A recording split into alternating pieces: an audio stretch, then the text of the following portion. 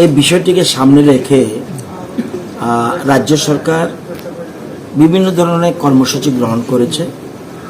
এর মধ্যে একটা হলো পশ্চিম ত্রিপুরা অধীন যেসব আরবান বডি আছে বা অন্যান্য লোকাল বডি আছে, ইনক্লুডিং আগরতলা কর্পোরেশন, সবাইকে নিয়ে বসে পশ্চিম ত্রিপুরায় প্রতি ঘরে সুশাসন এই বিষয়টা কতটুকু এগোলো এবং আমরা কি কি করেছি, কোনোটা বাকি আছে কিনা, সেগুলির জন্য একটা রিভিউ মিটিং। এই জন্য আজকে এখানে পশ্চিম ত্রিপুরার অধীনে যতগুলি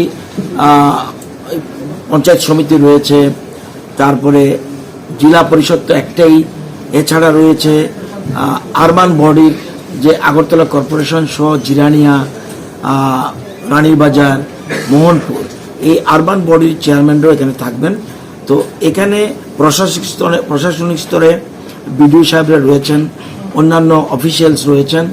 তো তাদের এই সামনে পশ্চিম ত্রিপুরা কি কি করেছে এই ব্যাপারে একটা রিভিউ মিটিং, যদি কোনো ঘাটতি থেকে থাকে সেগুলি তাদের কোনো রকম সাজেশন থাকলে সেটার জন্য রাজ্য সরকার বা পশ্চিম ত্রিপুরা প্রয়োজনীয় ব্যবস্থা গ্রহণ করবেন। এই জন্য আজকে এখানে